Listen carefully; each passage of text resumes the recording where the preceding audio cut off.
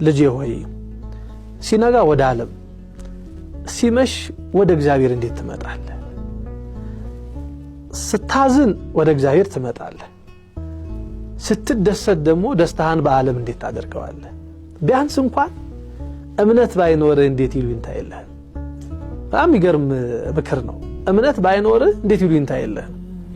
እና ወደ እግዚአብሔር ሽሽ እንጂ ከእግዚአብሔር እንዴት ትሸሻለህ ካለ በኋላ የኔና የናንተን ህይወት በዚህ ምክር ነው የሚጠቀልለው። አንድ ህፃን ቢቆሽሽ ወይም ቢቆጡት ሰው ሮጦ ወደ እናቱ ይሄዳል። እኔና አንተም ለእግዚአብሔር እንዲህ ያለ ህፃን ብንቆሽሽ እናት ወደ ሆነች ወደ ቤተክርስቲያን ንምጣ። በኃጢአታችን ምክንያት ብናጎነብስ ወደ እሷ ንምጣ። እሷ በንስሐ ሳሙና አጥባ እኔና አንተን አቅንታ እውነተኛ ልጇ ታደርገናለች እና ቤተክርስቲያን እንዲህ አርጋ ነው። አየ እንደው በጭንቅ መታሃል በደስታ አጣው ብላት መልስ። አንተ ሲነጋ መች ሲበራ ወደ እኔ ትመጣለህ? ሲመሽ ነው እኮ እኔን የምትፈልገኝ አትልህ።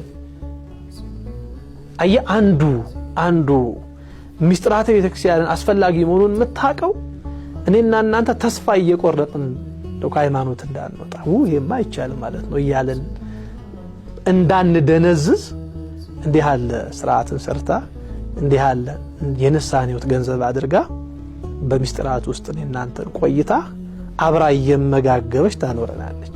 ምክንያቱም ንስሐ ገብተህ ቀጥሎ ስጋው ደግሞ ትቀበላለህ። አየህ የተያያዘ ነው። የሚስጥራቱ አስፈላጊነት ተመጋጋቢ ነው። ለዚህ አስፈላጊነቱ ከዚህ በመነሳት እኛ ወደ ህይወት እንድንመጣና ድነት አግኝተን ከእግዚአብሔር ጋር ጸጋችን እየጠበቀን እንድንኖር አስፈላጊ በመሆኑ ነው። ይሄ ከሆነ ታዲያ ንስሐ ማን ጀመረው የሚለው ነገር ደግሞ እሱ መሰረታዊ ጥያቄ ነው። እንግዲህ እንደምናውቀው ንስሐ የተጀመረው ያው ከአዳምና ከሔዋን መበደል በኋላ ነው። እኔ ይሄ ራሱ ክርስቲያኖች ልብ ብለን የአዳምና የሔዋንን ታሪክ ራሱ ከገባን እግዚአብሔር ንስሐችን እንዴት እንደሚቀበለን ማሳያ እንደሆነ ራሱ። ምክንያቱም አዳምና ሔዋን አትብሉ የተባሉትን ያን ዕፀ በለስ በሉ፣ ትእዛዝ እግዚአብሔርን አፈረሱ። ያፈረሱት በምን ምክንያት ነው? የመብላት ፍላጎት እኮ ኖሯቸውን ብቻ አይደለም እኮ አምላክነትን ስለሻቱ ነው። ምክንያቱም የምድር ንግስት ነበሩ። በእጃቸው የያዙት ያ የምድር ንግስትነትና ንጉስነት ተራ ሆነ። ለምን? ከእንደገና ሰማያዊ ንጉስ የሚለው ሐሳብ በልቦናቸው ማቀንቀን ሲጀምር ማለት ነው። ምክንያቱም ሰይጣን በእባብ አድርጎ አንዱ ያመጣው ሐሳብ እሱን ነው። ምድራዊውም አለ አዲስ ነገር አይደለም። ስለዚህ ያልታየውን ነገር አምጥቶ መሳል ፈለገ በሔዋን ልብ ውስጥ። እንደው ያ ታላቅ ሊቅ ያለው ነገር ለዚህ በጣም ይጠቅማል። አዳምና ሔዋን እግዚአብሔርን መሆን የፈለጉት ያለ እግዚአብሔር ነው ይላል። መሆን የፈለጉት አዳምና ሔዋን እግዚአብሔር ነው፣ ግን እግዚአብሔር መሆን የፈለጉት ራሱ ያለ እግዚአብሔር ነው። ተመልከት፣ የሰጣቸውን ምድራዊ ንግስናውን ራሱ በቅጡ አልተረዱትም፣ አላወቁትም። እና ብዙዎቻችን እኮ እንደዚያ ነን አይደል? ያለ እግዚአብሔር የሌለበትን ነገር ብዙዎቻችን እግዚአብሔር እንደሚቀበለው አድርገን ምናስበው ብዙ ነገሮች አሉ። እያደረግነው ያለነው ነገር እኮ እግዚአብሔር እንደሚቀበለው እርግጠኞች ነን እኛ። ግን ደግሞ እግዚአብሔር የማይቀበለው የሚጸየፈው ሐሳብ ሊሆን ይችላል፣ ግን በእግዚአብሔር ስምም ሊሆን ይችላል። ይሄንን ምን አድርገው ብዙዎቻችንና ያለ እግዚአብሔር እነሱ እግዚአብሔርነቱን ፈለጉት። ስለዚህ በዚህ የተነሳ ያንን ዕፀ በለስ በሉ። ሁላችን እንደምናውቀው ከዚያ በኋላ ያው ያጸጋቸው ተገፈፈ። ታዲያ ይኸውልህ አዳምና ሔዋን ያን ዕፀ በለስ እንደበሉ እግዚአብሔር አምላክ ተገልጦ በቃ ከትእዛዜ ስለወጣችሁ ምሬያቸዋለሁ፣ ይቅር ብያቸዋለሁ አላላቸው።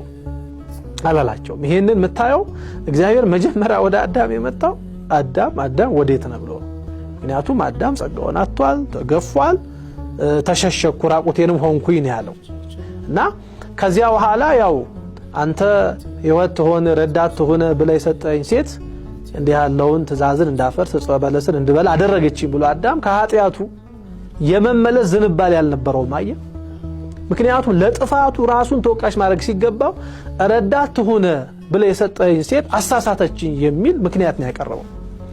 ይሄ የአዳም ምክንያትነት በነገራችን ዛሬ በእያንዳንዳችን ሕይወት ውስጥ አለ።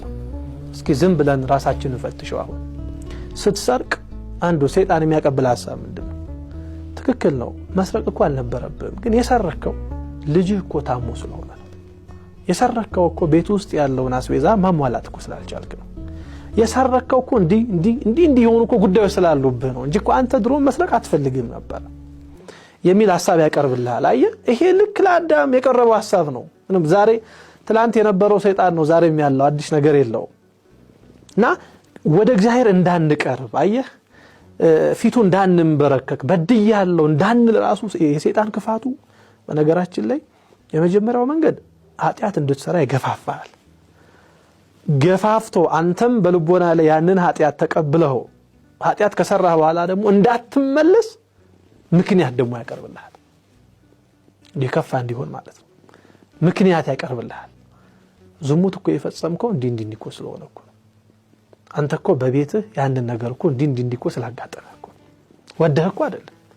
ተገፍተህ እኮ ነው እንዲሆንከው ይላል እንዳትጸጸት ነው ምክንያቱም ከተጸጸትክ ካዘንክ ቅድም እንዳለን በፍቺው መሰረት ክፉ አመልህን ከተውክ ከእግዚአብሔር የምታገኘው ጸጋ ምን አይነት እንደሆነ ራሱ ሰይጣን ያውቀዋል ስለዚህ አዳም ምክንያት አቀረበ አየህ ያን ጊዜ ሔዋንን ሲያገኛት ምንድነው ያለው አጥንቷ ካጥንቴ ስጋዋ ከስጋዬ ስለሆነ ሴት ትባል ብሎ እግዚአብሔርን ያመሰገነው አዳም ልክ ጸበለስ ሲበላ ግን አንተ የሰጠኝ ሴት ማለት ጀመረ አየህ ይሄ አዳም በዛ ሰዓት ስላጠፋው ጥፋት እንኳን እግዚአብሔርን ይቅር እንዲለው እንዲጸጸት እንዲያዝን ልቡ ገና ምክንያት አልነበረውም ነበር አንዱ ይሄ የሚነግረን እሱ ነው ከዚያ አዳም መጸጸቱን ወደ እግዚአብሔር መመለሱን ከእንዲህ ያለ ህይወት ወጥቶ እግዚአብሔርን ማግኘት እስኪጀምር ድረስ እግዚአብሔር ለአዳም የንስሐው ህይወቱን አይቶ የገባለት ቃል ኪዳን አልነበረ ለምን ካልን አዳም በሰራው ስህተት ጥፋቱን አሁን አልተጸጸተም ነበር በዚያ ሰዓት ከኤደን ገነት ወጣ እንደምናውቀው ከዚያ በኋላ ግን አየህ በመድረ በዳ ሆኖ ሳለ ኃጢያቱን አሰበ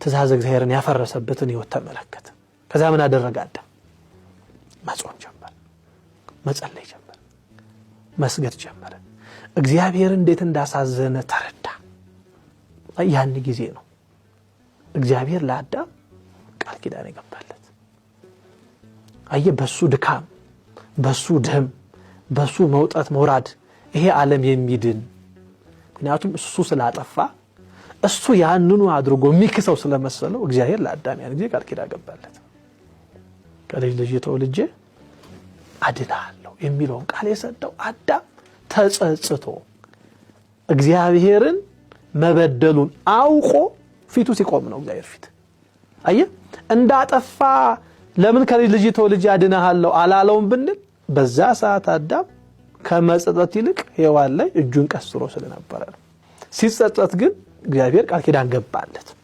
ለዚህ ከዛን ቀን ጀምሮ ንስሐ በእግዚአብሔር ተመሰረተ